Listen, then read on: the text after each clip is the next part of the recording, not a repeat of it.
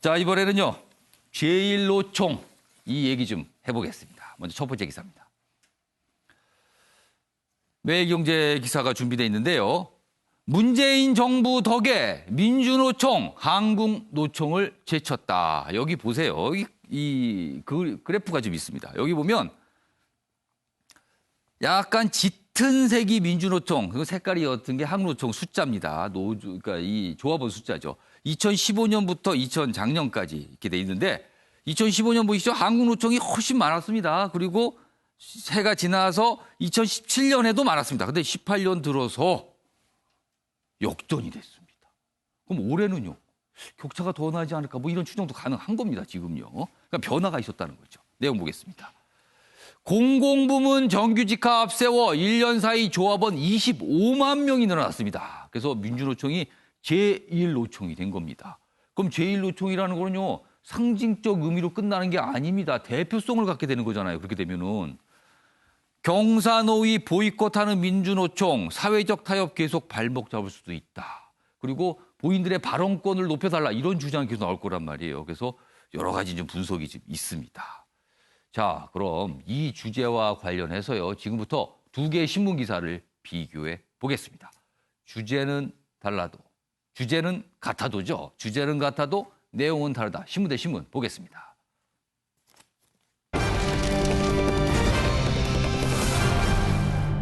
자, 민주노총이 제1노총 지위를 얻었다. 이 내용에 대해서 여러 가지 분석과 전망을 내놨는데 두 개의 신문 기사가 좀 다릅니다. 내용이요. 자, 이 내용은요. 윤영걸 전 대표님하고 유영아 교수님 두 분 좀 봐주셔서 어떤 기사의 분석에 좀 더 공감을 하시는지 그 이유를 써주시기 바랍니다. 써서 앞에 걸어주세요. 먼저 서울신문 내용과 조선동아일보 내용 각각 좀 핵심을 보겠는데 서울신문은 이렇게 분석합니다. 23년 만에 제1노총 노정 새판 짠다. 이런 전망을 했어요. 그러니까 어떻게 보면 중립적으로 분석할 수도 있겠어요. 지금 이런 변화가 예상된다. 자, 동아일보는요. 입김 더 세진다.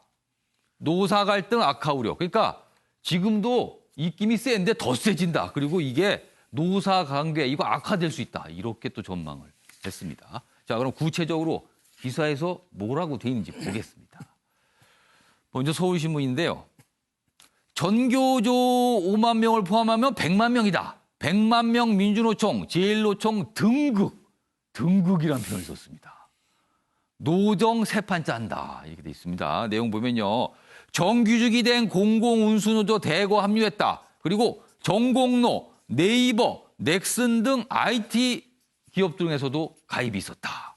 그 효과를 본 거다. 그래서 23년 만에 처음으로 한국노총을 추월했다. 이런 얘기입니다. 자, 민주노총 빠진 경사노위 대표성 논란이 불거질 듯 하고요. 정부위원회 위원수 배분 변화가 불가피하다. 한 70곳 정도 된다 그래요. 이 노조 쪽에 참여하는 거. 양대 노총 세확대 경쟁도 치열할 듯하다. 그러니까 한국노총도 가만히 있을 수 없다. 뭐 이렇게 나올 수도 있다는 거예요. 지금요. 자, 제가 지금 열심히 소개해드렸는데 두 분 패널께서는 앞에서 써서 걸어주시기 바랍니다. 다음 기사입니다. 동아일보 보시죠. 제1노총 오른 민주노총 정책 입김 더 세진다. 문재인 정부 들어 조합원 30만 명 정도 급증했다. 작년 말 총 96만 명 한노총을 제쳤다. 이렇게 돼 있고요. 재계의 어떤 입장을 좀 여기 써놨습니다. 노사 갈등 더 악화될 우려, 정부가 균형 잡힌 정책을 펼쳐야 한다. 이런 얘기입니다. 여기 좀 더 보겠습니다. 여기 보시면 그러니까 이런 변화가 있을 거로 좀 전망하고 있어요. 앞으로 최저임금위원회 등 정부위원회 70여 곳과 주요 노동정책 결정 과정에 민주노총의 영향력이 더 커질 것으로 전망된다. 재계는 민노총의 강성투쟁 기조로 노사관계가 더 악화되지 않을까 우려한다. 이렇게 전하고 있습니다. 자, 그럼 두 분은 이 두 가지 기사 중에 어느 쪽에 좀 더 공감을 하시는지 그 이유를 적어달라고 했습니다. 제가. 먼저 윤영걸 전 대표님.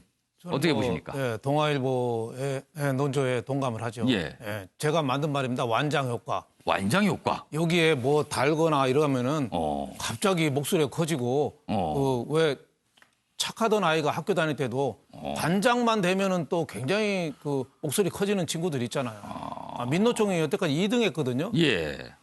한노총보다 밀려서 예. 지금은 이제 1등이 됐잖아요. 예. 100만 명. 예. 새 정부 들어와서 문정부 들어와서 거의 30만 명이 늘어왔으니까 예. 여태까지 노조 투쟁을 민노총이 강성 투쟁을 주도했잖아요. 예. 그 뭐 여러 가지 뭐 분규라든지 뭐 정책이라든지 모든 면에서 지금 어떻게 보면 개혁의 가장 더딤돌이 되는 게 그 민노총의 강력한 그 반발 예. 이게 상당히 큰 거죠. 예. 얼마 전에 총리 임명할 때 김진표 그 의원이 한 것도 민노총 입김이 상당히 컸다고 사실 많이 뭐 알려졌잖아요. 반발했다 뭐 이런 얘기가 좀 있었죠. 그래서 소득주도 성장이 아니라 뭐 노조주도 성장이다, 예. 세금주도 성장이다 예. 나오는데 민노총의 힘이 예. 앞으로 갈수록 더 커질 것 같아서 걱정이 많다. 예. 그래서 저는 진짜 중요한 거는 이 우리나라의 88.2% 이게 우리나라 지금 노조에 들어간 사람이 11.8%밖에 안 되거든요. 예. 나머지 진짜 중소기업이나 비정규직이나 노조도 못 들어가는 사람들이 앞으로 더 좀 차별을 예. 받을 가능성이 많다. 지금 민노총이나 이런 데가 상위 10% 최상위 소득을 받는 근로자거든요. 그래서 프랑스 마크롱 대통령이 예. 평가를 받는 게 세 가지를 하잖아요. 예. 친노동은 하지만 친기업도 같이 하잖아요. 예.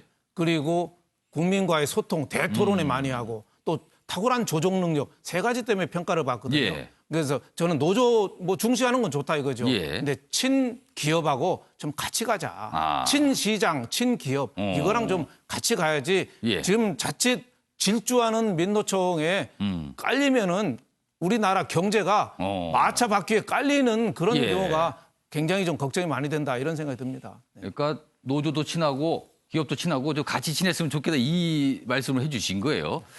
자, 이번에는요. 그러면은 유영아 교수께서는 어떻게 보셨어요? 두 개의 윤 신문기사. 대표님 의견이 뭐 틀렸다고 생각하지 않는데요. 예. 현실적으로 봤을 때는 하여튼 민노총의 영향력이 커질 수밖에 없는 상황으로 가는 거죠. 그리고 보수 정권이 아니라 진보적 정권이기 때문에 예. 실제로 민노총의 조합원들이 예.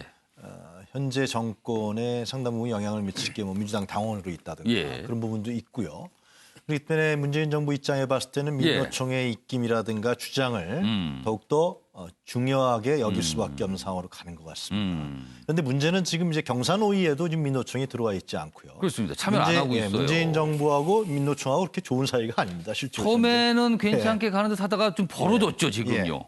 그렇기 때문에 특히 민노총이 이번에 철도 파업도 있었지만 정치적인 부분에 있어서 자꾸만 타격을 가하려고 하는 문재인 정부에게 이런 형태로 가고 있기 때문에 그리고 영향력이 커지는 건 사실이지만은 그런 부분들이 정부하고의 협력적 관계로 가지 않으면은 더 예를 들면 대립적 관계로 갈 수밖에 없는 이런 상황으로 가고 있다는 그럼 것이죠. 아무래도 지금 현 정부 좀 좁히면 청와대가 조금 이 상황을 좀 부담스러워할까요? 네, 부담스러워할 수밖에 없는 거죠. 그러나 국정 운영에 있어서는 이 대표님도 말씀하셨지만 이 기업이라든가 이 노사관계라든가 노조에 균형적으로 나가야 되는 것이고 지금 제일 중요한 게 또 경제 성장률에 대한 문제인데 경제 성장률은 기업이 주체로 활동할 수 있게 여러 가지 여건과 환경을 만들어줘야 되는 거 아니겠습니까? 그래서 이제 정부에서도 그런 일을 문 대통령도 많이 하고 있지 않습니까? 혁신 성장 문제라든가 광중 일자리 같은 경우도 민노총은 전혀 합류하지 않았었단 말이죠. 이런 부분들이 계속 나타나기 때문에 민노총의 영향력이 커지지만 그러나 문재인 정권에서는 부담스러울 수밖에 없는. 민노총도 이런 부분들 잘 감안을 해서 시대의 흐름이 어떤 것인지 정보화 시대, 4차 산업혁명 시대에 과연 제조업 노동자들의 이러한 영향이 커지는 게 어떤 의미가 있는지 이런 걸 좀 잘 살펴봐야 될 것 같아요. 오늘 두 분 다 두 기사를 좀 비교하시면서 좀 신중한 입장. 청와대도 아마 이런 부분에서 좀 고민이 좀 생기지 않을까 싶어요. 왜냐하면 목소리가 커지게 되면 어떤 자리, 어떤 이 여러 가지 위원회에 대한 어떤 위상 강화 이런 걸 요구할 수 있거든요. 그래서 그런 부분, 그래서 뭐 일각에서는 정부가 좀 적극적으로 어떤 역할 좀 했으면 한다 이런 바람도 기사에 좀 있습니다. 알겠습니다.